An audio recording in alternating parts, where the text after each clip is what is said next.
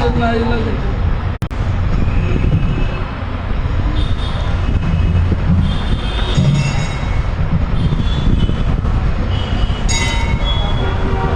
राम राम राम हरे हरे,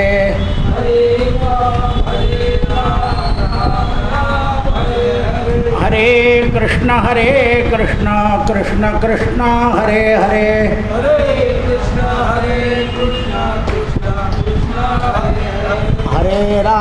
हरे राम राम राम हरे हरे,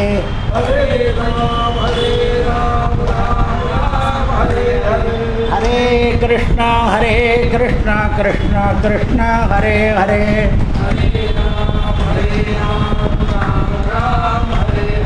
हरे कृष्ण कृष्ण कृष्ण हरे हरे,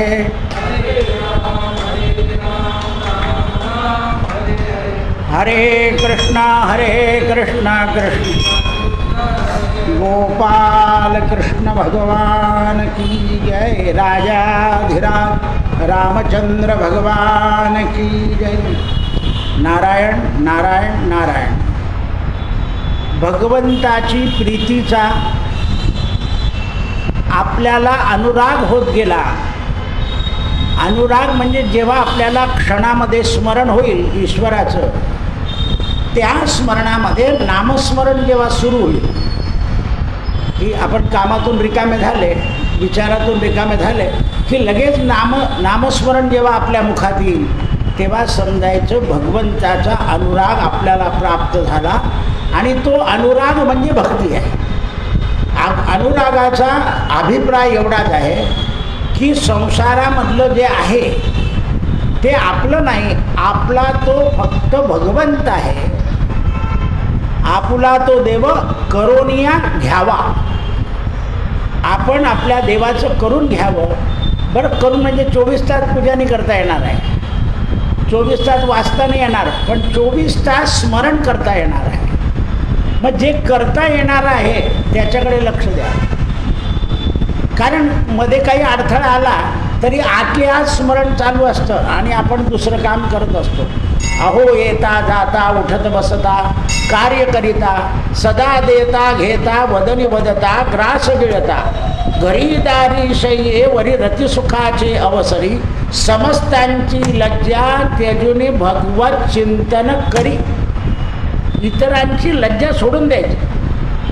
म्हणून ते म्हणतात की संसारामधली कुठलीही गोष्ट आपल्याला प्रियतम राहू शकत नाही। का तो वस्तू असो, सोनं असो, पुत्र असो, कन्या असो, हे कायमपर्यंत आपले प्रीतीत राहू शकत नाही। कालांतरानं ते आपल्याला नकोशे होतात किंवा आपण त्यांना नकोशे होतो। हा जगाचा नियम आहे। हे शरीर सुदृढ आहे, जोपर्यंत रूपवान गुणवान ज्ञानवान आहे तोपर्यंत सगळ्यांना प्रिय होतं।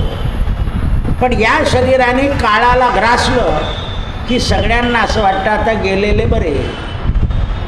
म्हणजे ज्यांना वाटत होतं ते आपले असते तर असं वाटलं नसतं। गोंदवलेकर महाराज आपल्या आईला घेऊन अयोध्येला गेले आणि अयोध्येला गेल्यानंतर आई म्हणाली, अरे पुत्रा, मला असं वाटतं तुझ्या मांडीवर डोकं ठेवून तू विष्णू सहस्रनाम म्हणावं आणि माझा देह जावा अयोध्येत, कारण ही मोक्षपुरी आहे। महाराज म्हणे करून पाहू प्रयत्न। तर खरंच आईचा प्राण गेला आणि महाराज मोठ्याने रडायला लागले की देवा, मी तू आईला अयोध्या दाखवायला आणलं, तू काय घेऊन गेला असं। सगळ्या लोकांनी विचारलं, महाराज हे तर चांगलं झालं, चांगलं झाले तरी माझी आई गेली आहे, माझं तिच्यावर प्रेम आहे। असं प्रेम संताचंच असू शकतं। आपण म्हणतो आता मोकळे झाले, आता घरात कोणी काही नाही, बस मोकळे झाले। तर हे लक्षात ठेवा, अशी प्रीती आईबापांवर असणारे संत असू शकतात। म्हणून संताविना नाही प्राप्ती, ऐसे वेद देती ग्वाही। आताही बा काय मुलं बाहेर आहे ना, तर दिवसातून 2-3 वेळा फोन करतील असते। उलट आईवडील म्हणतात, का रे इतकी काय काळजी करतो? नाही नाही, मला त्याच्याशिवाय चैन नाही पडणार। म्हणजे जगात अजून लोक आहेतच, फक्त आपल्या नशिबी तसे नाही, आपण तसे नाही, एवढं नशीब आहे वाईट आहे। पण पुष्कळ लोक चांगले अजून जगामध्ये. म्हणून ते म्हणतात या भगवंताच्या प्रियतमाचा समागम जेव्हा आपल्याला होतो तेव्हा आपल्या चित्ताला शांती प्राप्ती होते. जसं जसं नामस्मरणानं आपलं चित्त नामामध्ये रंगून जातं, नामस्मरणामध्ये रंगून जातं, त्यावेळेला आपलं मन शांत होतं आणि चित्ताचा रंग पांढरा होऊन जातो. नाहीतर साधारण चित्ताचा रंग असा आहे की लाल आहे आणि कालांतराने म्हातारपणी तो लालचा काळा होतो. पण जसं जसं नामस्मरण कराल तसं तसं चित्त शांत होतं. शांत होई गुरुदत्ता शमवी चित्ता आता. म्हणून दत्ता माझ्या चित्ताला शांत कर. शांत कर म्हणजे रंग पांढरा. सत्वगुण, रजोगुण आणि तमोगुण. रजोगुणाचं चित्त शेवटी तमोगुणात मिसळून जातं. सत्वगुणाचं चित्त जे आहे ते कशातच मिसळत नाही, ते फक्त भगवंतातच मिसळतं. रजामध्ये जात नाही आणि तमा जात. पहा तुम्ही असे काही लोक आहे की आपल्याजवळचं सगळं पोरांना देऊन मोकळे होऊन जातात. बस काही नको आहे, नको झंझट. इथे ठेवलं तिथे ठेवलं, मुलीला दिलं, साडूला दिलं, अमुक दिलं. मुलीला सांगले एजंट जा तिकडे, आता जाऊ येशील तर ये, नाही तर नको येऊ. कारण ती आली की कुरकुरच करते. बरं कुरकुऱ्यांकडे दिलेले आणखीन त्यांचं आडनावही कुरकुरे. काहीतरी पडलं नाही, फुलं पडले सगळे सगळे फुलं पडले तिथे. अरे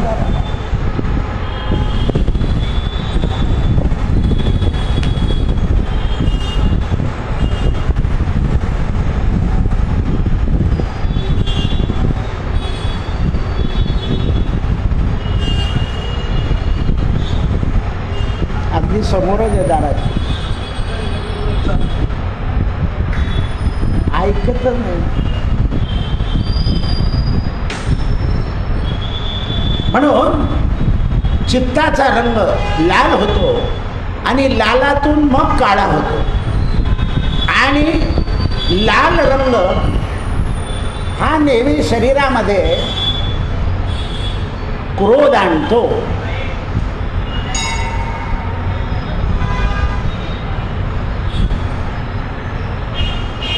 लोक गोळा झाले.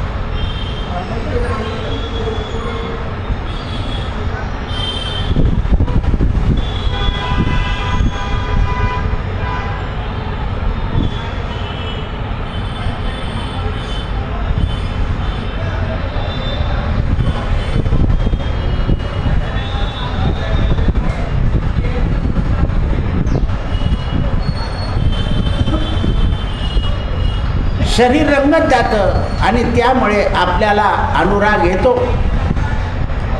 राग त्याला म्हणतात की मनाला रंग देतो. राग त्याला म्हणतात की मनाला रंग देतो, मनाला रंगवून टाकतो. म्हणून आपण जशी जशी ईश्वराची सेवा करू तसा तसा अनुराग आपला बदलत जातो. म्हणून तत्कालीन भगवंताचा महिमा ज्ञानानं कळतो आणि दुसरा स्नेहानं कळतो. स्नेह कधी सुटत नाही, ज्ञानानं मात्र माणसाला अहंकार येऊन जातो.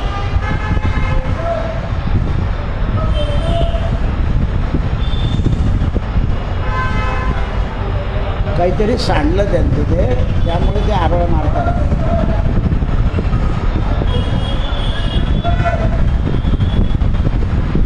आणि ईश्वराचा स्नेह जसा होत जातो तसं तसं आपलं मन शांत होत जातं. म्हणून पहिले ही जाय मेले गुण श्रवण फिरे. कोणतीही चीज जर अनोळखी असेल तर ती चीज वस्तूची आपण परीक्षा केली पाहिजे आणि परीक्षा करून त्याचा आपल्याला उपयोग काय आहे हे लक्षात ठेवलं पाहिजे.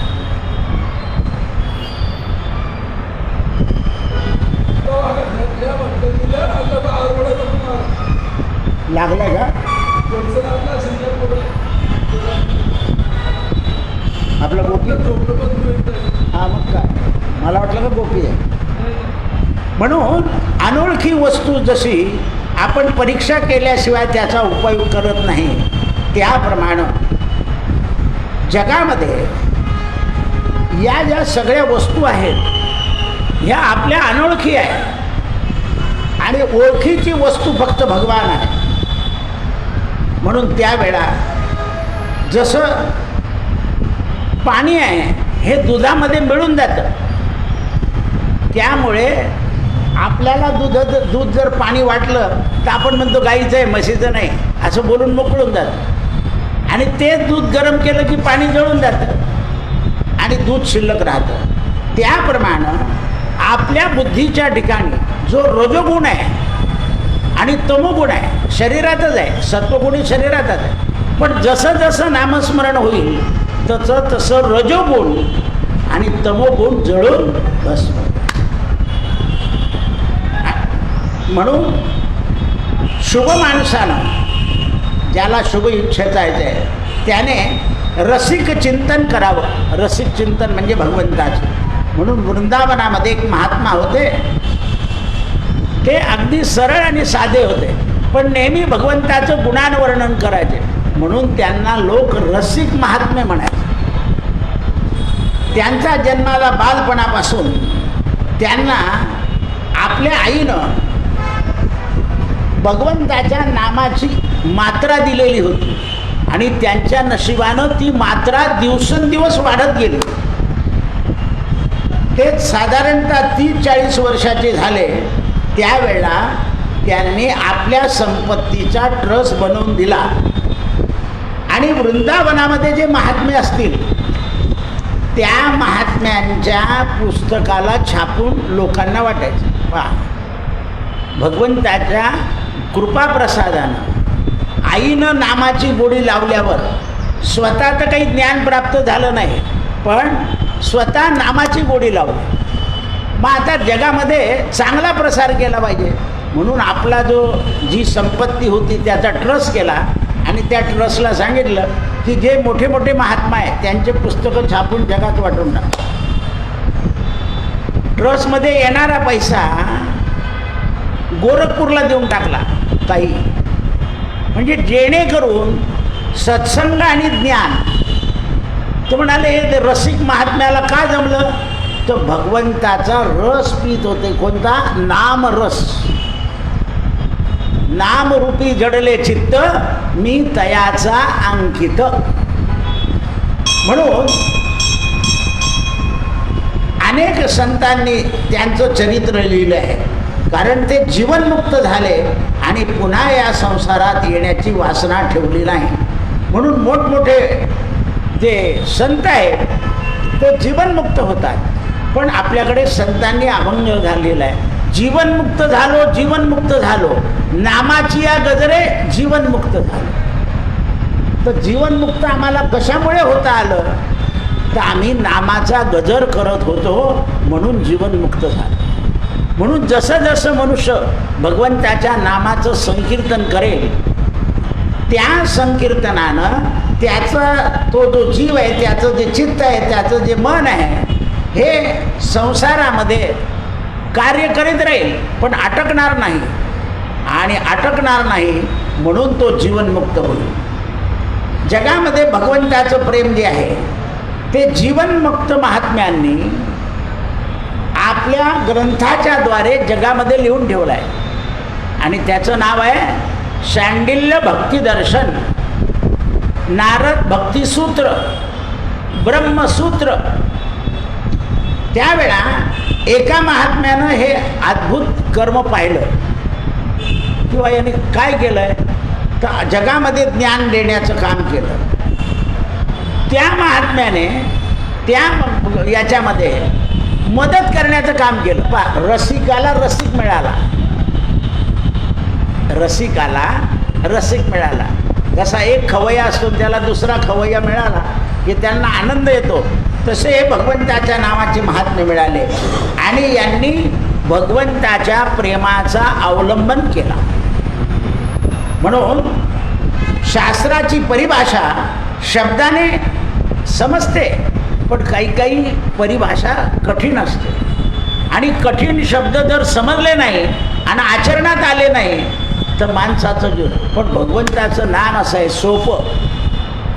गरिबानं घ्या, श्रीमंताने घ्या, बालाने घ्या, तरुणाने घ्या, म्हाताराने घ्या, सगळ्यांना एकच रस देतं. म्हणून सगळ्या रसामध्ये भक्तिरस अत्यंत शुद्ध आहे. म्हणून शांडल्य ऋषी म्हणतात की माणसानं आपल्या प्रेमाची परीक्षा पाहायची असेल तर नामामध्ये पाहावं. वृंदावनात यमुना तटावर, पंढरपुरात चंद्रभागे तटावर अनेक संत आपापल्या भगवंताच्या नामोच्चारानं, नामाच्या संगतीनं, श्यामसुंदराच्या सहवासानं, पंढरपुरामध्ये टाळ, वीणा आणि मृदुंग याच्याने अनेक लोक दंग झाले. वृंदावनामध्ये मुरली, झान याच्या योगाने लोक अनेक दंग झाले. म्हणून यमुनाच्या किनाऱ्यावर वालुकामय प्रदेशामध्ये आणि चंद्रभागेच्या वाळवंटामध्ये काय म्हणतात संत, आम्ही वाळवंटी नाचू आणि गाऊ, विठोबाला पाहू. अनेक संतांनी पाहिलं. वृंदावनामध्ये त्या रमण रेतीवर अनेक संतांनी भगवंताला पाहिलं. पण ज्या वेळा भगवंत त्यांना दिसायला लागले त्यावेळा निसर्गाने सुद्धा संतांना मदत केली. वाळवंटामध्ये वारा सुटतो बघा, मंद मंद असा वारा सुटतो, अंगाला झुळूक लागते. चंद्रभागेचं पाणी वाहत असतं, तिकडे यमुनेचं पाणी वाहतं आणि तो वारा वाहतो. त्यावेळेला हे जेव्हा नाचतात हे संत, त्यावेळेला त्यांच्या चित्तामध्ये आनंद लहरी म्हणून आम्ही कीर्तनी राचू रंगू दंग होऊ, गाऊ विठोबाचे नाम. वृंदावनामध्ये जय कृष्ण राधा कृष्ण राधे कृष्ण राधे अनेक महात्मे गात असतात. म्हणून त्यावेळेला भगवंताला त्या गाण्याचा मोह होतो आणि भगवान मुरलीधर पितांबर धारण करून आणि आपली मुरली घेऊन त्यांना दर्शन देतात. म्हणून यशोदा मैया घ्या, नंदराजा घ्या, मधुमंगल घ्या, मनसुखा घ्या, यांना ज्याप्रमाणे भगवंताने आनंद दिला त्याचप्रमाणे आजही संतांना आनंद मिळतो. पहा तुम्ही, एवढे किलोमीटर वारकरी चालताय, पण चालता चालता नाचतात आहे, गातात आहे, फुगडे खेळतात आहे. म्हणजे शरीराला श्रम झालाय तरी आनंदाने नाचताय. वरतून ऊन आणि पायात पादत्राण आहे, पण चालले रस्त्यानं बोलत खेळत विठोबा रुक्माई, विठोबा रुक्माई, विठोबा रुक्माई, ज्ञानेश्वर माऊली, ज्ञानेश्वर माऊली. कारण या संतांनी जशा यात्रा केल्या तशाच यात्रा हे करताय, यांची सुरुवात आहे, पण आनंद मात्र तोच आहे. आता संतांना कायम आनंद होता, आपण वारीपुरता आनंद मिळवतो. पण त्या वारीमध्ये असा आनंद मिळाल्यानंतर एकदा जर आपली ती लगन लागी लगन, तर मात्र तो कायमचा आपल्याला प्राप्त होतो. म्हणून महात्मा लोक प्रेमाभक्ती सांगतात. राधेनं सुद्धा प्रेमाभक्ती केली आणि राधा कृष्ण हे दोन्ही रूप एक झाले. जसं आपण सीताराम श्रीराम म्हणतो तसं तिकडे राधा कृष्ण सीताराम. उत्तर प्रदेशात सीताराम, वृंदावनामध्ये राधाकृष्ण. म्हणून विचार केला पाहिजे की त्यांचं हृदय शुद्ध झालेलं असतं, म्हणून वृंदावनामध्ये चैतन्य जागृत होतं. आणि असेच एक आपल्याकडे संत होऊन गेले चैतन्य प्रभू, जसा जगन्नाथाला. आणि त्यांचा मंत्र आहे हरे राम राम राम हरे हरे, हरे कृष्ण कृष्ण कृष्ण हरे हरे. चैतन्य महाप्रभूमुळे जगन्नाथाचा रथ भारतात सगळ्या ठिकाणी जवळपास निघायला लागला. आणि हे जे चैतन्य आहे हे हृदयामध्ये प्रकट होतं. आपलं जे हृदय आहे त्या हृदयामध्ये प्रकट होतं. त्याला दोन प्रकार आहे, आस्वाद्य आणि आस्वादक. ते जे चैतन्य आहे ते आज स्वाद देतं आणि बाहेर आलं की हे इंद्रिय जे आहे ते थै थै थै थै थै थै करायला लागतं, नाचायला लागतं. जसा लहान मुलगा आनंदात झाला की असं नाचतो, त्याप्रमाणे हे भगवंताचे भक्त कीर्तनी नाचू गंगू. आणि या दोन्ही रसामध्ये ते भगवंताला राधा आणि कृष्ण हे पाहतात. हे दोन रस जे आहे ते कोण आहे तर राधाकृष्ण आहे. राधाकृष्ण सत्तेमध्ये दिसताना दोन रूप आहे, पण ते एक रूप आहे. वल्लभाचार्यांनी श्री हरिवंशजीमध्ये आपण भगवंताचेच पुत्र आहोत असा अंश मानला. कारण भक्तिरस जो आहे, या भक्तिरसाच्या आविर्भावामुळे अद्वैत वेदांती सुद्धा रसाला निर्विशेष मानतात. पण भक्तीचा सिद्धांत जेव्हा त्यांना कळतो तेव्हा त्यांना कळतं की आत्मा भिन्न नाही आहे, ब्रह्म भिन्न नाही आहे, नाम भिन्न नाही आहे. जसा जसा भक्तीचा रस त्यांना कळत जातो त्याप्रमाणे ते भगवंताच्या विशेष भक्तीचा मार्ग लागतात. म्हणून भगवंत येण्याचा मार्ग जो आहे, आता आपल्या शरीराचं ज्ञान सांगतात, भगवंत येण्याचा मार्ग जो आहे तो कान आहे. म्हणून आपल्या भारतीय संस्कृतीमध्ये मनुष्य जन्माला आला की 2-3 महिन्यामध्ये त्याचे कान टोचायचे असतात. कर्णावर पहिला संस्कार करायचा असतो. कान टोचून झाले की जाऊळ काढायचे असते,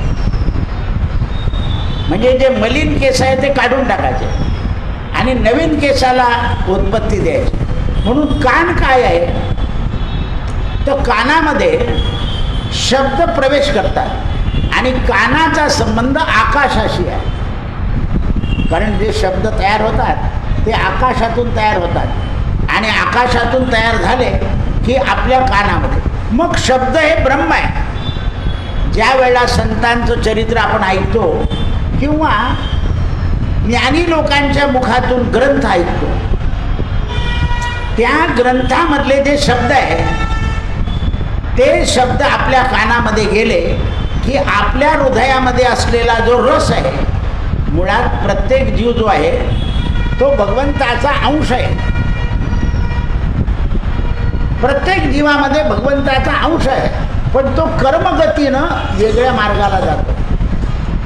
जर त्याला चांगला मार्ग सापडला तर चांगल्या मार्गाच्या योगानं त्याचे कर्ण जे आहे ते त्याला भगवंताचं ज्ञान त्याच्या हृदयामध्ये पोहोचवतात आणि त्या हृदयामध्ये असलेली जी भक्ती आहे ती वाढायला लागते.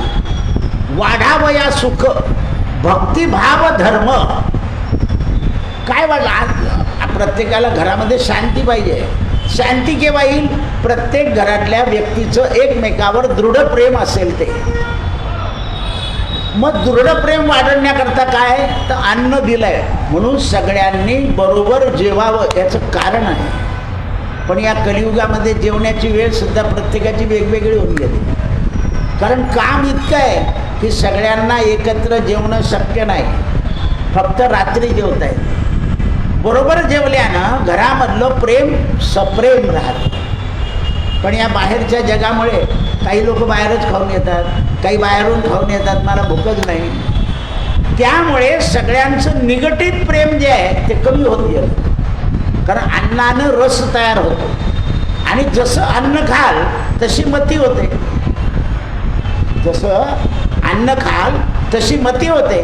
म्हणून या जगामध्ये कलियुगामध्ये भगवंताच्या प्राप्तीला उशीर लागतो आहे. म्हणून अहम वैश्वानरो भूत्वा प्राणीनाम देहमाश्रिता. भगवान म्हणतात मी सगळ्यांच्या पोटामध्ये अग्निरूपाने राहतो आणि त्याचं अन्न पचवून त्याला माझी भक्ती देतो. वेदांत सांगतं डोळे बंद करा. वेदांताचं म्हणणं असं आहे की डोळ्यानं जगातली जी सृष्टी आहे ती आपल्या मनात येते आणि मनाला बिघडून टाकते. म्हणून आता डोळे किती दिवस बंद करणार आहे? पण भक्ती काय सांगते? जे जे दिसे भूत ते ते मानिजे भगवंत. काही असो ते देव आहे. मग आपला त्याच्याशी संबंध नाही ना, तो सोडून द्यायचं. भक्तीमुळे काय होतं, डोळे उघडे ठेवून माणसाला जगता येतं. आणि भक्तीमध्ये दोन गोष्टी आहेत, कोणाची वस्तू नको, कोणाची स्तुती नको.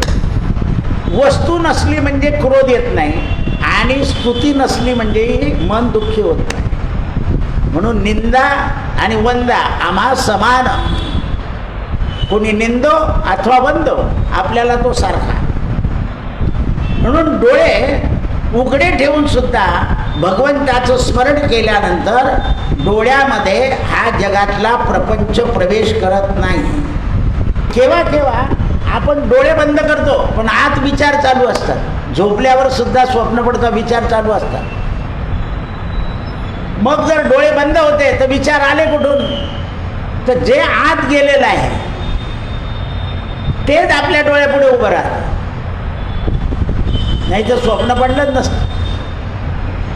काही लोकांना बिलकुलच स्वप्न पडत नाही, काही लोकांना झोपलं की स्वप्नच सुरू होतात, आणि त्यामुळे झोप शांत होत नाही, आणि झोप शांत नाही झाल्यामुळे जीव येतो. म्हणून माणसाला रात्रीची निद्रा जी आहे ती शांत लागली पाहिजे. आणि म्हणून जगातले विचार विसरून झोपायचे.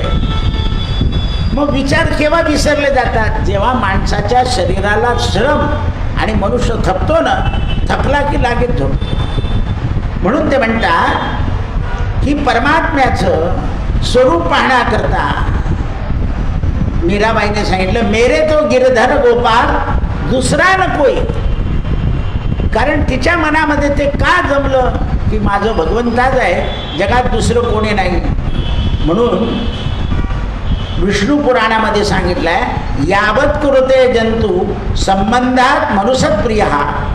यावत कुरुते जंतू म्हणजे सगळे संबंध मनानं जुळत जातात. म्हणून हे मन जे आहे एकदा भगवंताला समर्पण करावं. तुका म्हणे छंदे मन मोहिले गोविंदे. मग कशानं? तर या मनाला एक छंद लावून घ्या. म्हणजे कोणता? गोविंद गोविंद मना लागली या छंद, गोविंद ती काया भेद नाही देवा तया. कारण त्या भगवंताच्या नामाचा छंद लागला की गोविंद ती काया, आपली वरचं शरीर जे आहे तेही भगवंत होऊन जातं. म्हणून मनाला या संसाराचे संबंध अतिप्रीती वाटत जाते. संसाराचे जे संबंध आहे याच्याबद्दल प्रीती वाटते. कोणी भेटलं, कोणी काही बोललं, कोणी चांगलं बोललं, कोणी काही दाखवलं तर आपल्याला नाही, त्याने त्याचं घेतलेले वस्तू मला दाखवली म्हणजे त्याचं माझ्यावर प्रेम आहे, संबंध वाढला. मग आपण घेतलं की त्याला बोलवतो, मग संपर्क वाढला, आणि शेवटी तो संपर्क आपल्याला केव्हा केव्हा दुःख देऊन जातो. पण भगवंताचा संबंध असा आहे की तो माणसाला दुःख देत नाही. आपण निद्रेमध्ये, जागृतीमध्ये जिथे असू तिथे परमात्मा आपल्याजवळ आहे. म्हणून नारायण म्हणून आपण भगवंताचं गुणगान गावं किंवा कृष्ण म्हणून गावं. श्रोतस्य कोटिम विशाम. अशा प्रकारे भगवंताची कथा ऐकण्याकरता आपल्याला परमात्म्याने 2 कान दिले आहे. त्या 2 कानामधला उजवाच कान महत्त्वाचा आहे. म्हणून आपण देवापुढे कान धरून असे उभे राहतो. याचं कारणच ते आहे. किंवा काही चुकलं तर कान धरून. पूर्वीचे शिक्षक चुकलं की कान धरून, आता तर कान धरायचे करून तर मास्तरला नोकरीच करू देणार नाही लोक. शिक्षकानं ज्या शिक्षा दिल्या आहे त्याच्या मागे उद्देश आहे. कान धरायचं, उठाबशा काढायचं. उठाबशा काढल्या म्हणजे माणसाच्या शरीरातला आळस निघून जातो. ती शिक्षा नाही आहे. उलट हा मारलं तर शिक्षा आहे, वाईट बोललं तोंडानं तर शिक्षा आहे. पण जर उभं करून ठेवलं तरी ती शिक्षा नाही आहे. त्याच्या लक्षात येतं की आपलं चुकलं आहे. सगळे बसले आहे आणि आपण का उभं आहे, त्याची चूक लक्षात आणून देण्याकरता शिक्षक लोक मुलाला उभं करतात. आता त्या मुलाला तो अपमान वाटतो, पण तो अपमान नाही आहे. त्याच्या शरीराची स्थिती आहे. म्हणून नारायणाचं गुणगान जसं आपण ऐकतो किंवा करतो, श्रोतस्य कोटीनाम विषम, म्हणून भगवंताच्या कथा ऐकण्याकरता करोडो कान. भागवतामध्ये कथा आहे, एका भक्तानं विचारलं, देवा मला 10,000 कान द्या. म्हणे का बरं? एका कानाने काही तृप्ती होत नाही म्हणे माझं तुमची कथा ऐकून. तर देवानं त्याच्या कानाला 10,000 कान नाही दिले, 10,000 कानाची शक्ती त्याच्या एका कानाला देऊन टाकली. म्हणून काही लोक एक पाठी असतात, काही द्विपाठी आणि काही त्रिपाठी. एकदा ऐकलं की बऱ्याच लोकांच्या लक्षात राहून जातात. काही लोकांना 2दा ऐकावं लागतं, काही लोकांना 3दा ऐकावं लागतं. गुरुजी म्हणताना का रे तुला एकदा सांगितलं, 2दा सांगितलं, 3दा सांगितलं, लगेच देऊ का एक? म्हणजे मग त्याच्या लक्षात बसतं. त्याला काय दाखवलं त्यांनी? भय. म्हणून कृष्ण लीला ही ऐकत राहायची. म्हणून गीता भागवत करती श्रवण. संत काय म्हणतात? गीता भागवत करती श्रवण, अखंड चिंतन विठोबाचे. जे गीता भागवत ऐकतील आणि अखंड चिंतन भगवंताचं करतील त्यांना तो प्राप्त होईल. त्यांच्या मनामध्ये भगवंताबरोबर, भगवंताबद्दल लालसेचा उदय होईल. आपल्याला जसा संसार वाढतो तसा पैसे कमवायची लालसा वाढते. नाही बा, आता पोरांचं शिक्षण आहे, 2 कष्ट केले पाहिजे, ही नोकरी, आणखीन रात्री काय केलं, काय वाढली? लालसा. का? तर त्याचं काम आहे पैशाचं. त्याप्रमाणे हे भगवंताच्या भक्तांमध्ये भगवंताच्या नामस्मरणानं लालसेचा उदय होतो आणि ती लालसा परमात्माबद्दल ममता उत्पन्न करते. आणि परमात्म्याबद्दल ममता उत्पन्न झाली म्हणजे भगवंताचं नाम घ्यायला आपण तयार होतो. नामस्मरणाची सवय अशी आपण थकलो आणि 10-5 मिनटं जर झोपायचं ठरवलं तर एकदम जाग येते आणि एकदम नामस्मरण सुरू होऊन जातं. माळ हातात असो या नसो. म्हणून ते नाम संकीर्तनम यस्य सर्व पाप प्रणाशनम. ते काय करतं? पापाचा नाश करतं. आणि जसं जसं पाप कमी होत जातं, अविचार कमी होत जातात, लोभ कमी होत जातो, तसं तसं भगवंताच्या नामस्मरणाकरता आपण उठाउठी प्रयत्न करतो. म्हणून मनामध्ये लालसा निर्माण झाली. महाराज म्हणतात हे मन जे आहे हे भगवंताच्या नामानं पवित्र होतं. ते परमेश्वराला मिळणं हा त्याचा धर्म आहे. जसं मन हे पाणी हे उताराकडेच वाहतं, असं उलटं केव्हा होईल? जेव्हा त्याची लेवल होईल तेव्हा. पण साधारण उतारा. तसं आपल्या मनाचा धर्म आहे की वासनेच्या गोष्टीकडे ताबडतोब चाललं जातं. ज्या गोष्टीशी आपला संबंध नाही त्याच्याशी सुद्धा मन चाललं. आता ती घटना घडली, आपलं सगळ्यांचं लक्ष तिकडे चाललं गेलं. का गेलं आहे? तर मंदिरासमोर काही उपद्रव व्हायला नको, असं चांगलं घडलं पाहिजे, वाईट घडायला नको. म्हणून त्यावेळेस हजारो जन्माचं पुण्य असतं. म्हणजे बौद्ध सुकृताची जोडी अनेक जन्माचं पुण्य असेल तर भगवंताकडे आपलं मन लागतं. म्हणून मनाचं ढोंग जास्त वेळ टिकत नाही. ढोंगसोंग पांडुरंग जमत नाही. त्याच्याकरता आता नवीन मनुष्याला जर काही करायचं असेल तर त्याने मोठे माणसं ज्या रस्त्याने जातात, संतांची या वाट चालू. आता काय करायचं आपल्याला? संत ज्या मार्गाने गेले त्या मार्गाने, गजानन महाराज आहे, साईबाबा आहे, नामदेव महाराज आहे, ज्ञानेश्वर महाराज आहे, ह्या संतांचे जे मार्ग गेले आहे तर हे गुरु परंपरेने आले आहे. म्हणजे या मार्गाने जो जाईल त्याला भगवंताची प्राप्ती होईलच. म्हणून ते म्हणतात या परमेश्वराला प्राप्त करण्याकरता हृदयामध्ये त्याचं नाम ठेवलं पाहिजे. म्हणून जेथे तेथे राम राम, जिथे जाल तिथे राम, जिथे जाल तिथे श्याम, अशी लालसा आपल्याला निर्माण झाली की मग जगात भगवंताची प्राप्ती सहज होते. आणि मग भगवंत आपल्यावर दोन अनुग्रह करतात. एक तर आपल्याला खरा सत्संग देतात आणि दुसरी भगवंत आपल्यावर कृपा करतात. मग भगवंताची कृपा झाल्यानंतर भक्तामध्ये काय बदल होतो तर भक्त शांत होतो आणि कोणतंही काम करेल तर मन लावून करतो. पूजा मन लावून करेल, घरा संसारातलं काम मनात लावून, काम करताना दुसरे विचार करणे नाही, कामामध्ये मन ठेवेल.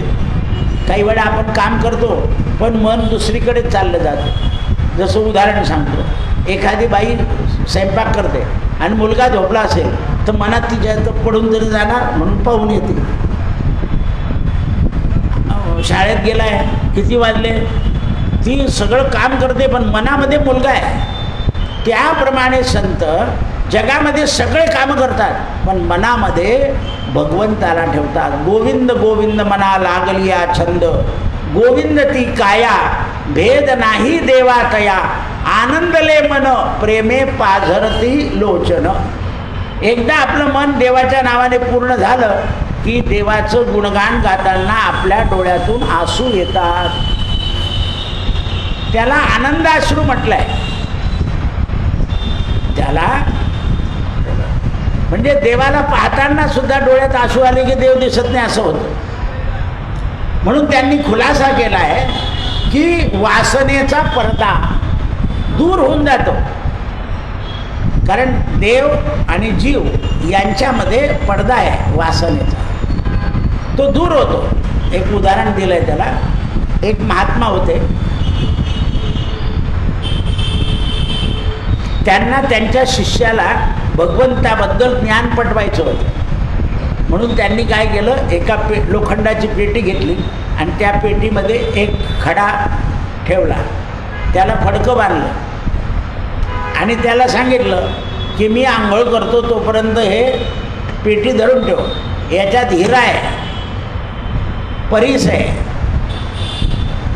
दोन वस्तू आहे. त्याने पाहिलं पेटी लोखंडाची आहे आणि परीस जर लोखंडाला लागला तर त्याचं सोनं होतं. म्हणून तो गुरु आंघोळ करेपर्यंत पेटी अशी अशी अशी अशी. गुरुनं लांबून पाहिलं ते म्हणजे काय करतोय, म्हणे तुम्ही सांगितलं याच्यात परीस आहे, हिरा आहे, तो परीस लोखंडाला लागला की लोखंडाचं सोनं होतं. मग मी पेटी हलवतो तर सोनं का होत नाही. अरे म्हणे तो परीस आणि तो हिरा एका फडक्यामध्ये गुंडाळून ठेवला आहे. ते फडकं त्या परीसाला लोखंडाला लागू देत नाही. त्याप्रमाणे तुझ्यामध्ये आत्मा आहे आणि तू शरीर आहे, पण तो आत्मा तुला भेटत नाही. म्हणे का, तो वासनेचा पडदा आडवा आहे. मग म्हणे तो पडदा दूर होण्याकरता काय करावं लागेल तर म्हणे देवाचं नाव, वासनेचे बीज जळवून जाय. तू जसं जसं भगवंताचं नामस्मरण करशील तसा तसा तो पडदा दूर होईल. आरतीच्या आधीवा देवाचा पडदा टाकलेला असतो. देवाला फुलं वाहिले की आरती पेटवली की आरतीचा पडदा दूर होतो की लोकांना देव सजवलेला दिसतो. म्हणजे पहिल्यापेक्षा पुजारी देवाला एखादं वेगळं फूल वगैरे लावून तयार ठेवतो की लोकांनी पाहिलं की त्यांना देवाचं दर्शन. तसं आपल्या शरीरामध्ये ही जी वासना आहे, या वासनेचा पडदा आपल्या या मनाला भगवंताची भेट होऊ देत नाही. म्हणून ईश्वराचा अनुग्रह झाला पाहिजे, ईश्वराची कृपा झाली पाहिजे. आणि ज्या वेळेस आपल्यावर ईश्वराची कृपा होईल, अज्ञानी जीवाला भगवंताची ओळख होते. जीव हा मुळात अज्ञान आहे, पण जसं जसं भगवंताचं नामस्मरण करतो तसं तसं त्याला कळायला जातं. मग त्याला देवळात जावंसं वाटतं. मग देवळातलं रूप पाहिलं आणि एखाद्या दिवशी जाऊन आलं तर देऊळ स्वप्नात येतं. देवळात जाणं हा पहिला धर्म, देव स्वप्नात दिसणं हा दुसरा धर्म. आणि नंतर माता पिता गुरु बंधू यांच्यामध्ये देव पाहणं म्हणजे देव दिसणं आहे. स्त्रियांना पतीमध्ये, पुरुषांना पत्नीमध्ये. म्हणजे असं वाटायला लागलं आपल्याला की हेच आपले देव आहे. मग आपलं मन दुसऱ्या ठिकाणी जात नाही. ते मन नामी रंगले. मग त्या मनाला असं वळण लागल्यानंतर, जसं एखादी गाय सगळे ढोरं सोडून दुसरीकडे घोसते, तर गुराखी काय करतो, तिच्या गळ्यात लोणनं टाकतो. तसं आपण नामस्मरण करत गेले की हे मन दुसरीकडे जात नाही. तुका म्हणे छंदे मन मोहिले गोविंदे. भगवंताच्या नामानं हे मन मोहून जातं. म्हणून ते म्हणतात या हृदयामध्ये राम आणि श्याम म्हणजे राम आणि कृष्ण हे दोन्ही जागृत होतात. याकरता भक्ती विवरणाचं दर्शन शांडिल्य ऋषीने सांगितलं आहे की आधी आपण आपल्याला ओळखा, आपण कोण आहोत असं ओळखा. हे जर ओळखलं तुम्ही तर तुमच्या मनामध्ये परमात्मा सतत राहील. कृष्णार्पणमस्तु. सत्यगुरु राये कृपा मज केली, सापडले वाटे जाता गंगा स्नाना.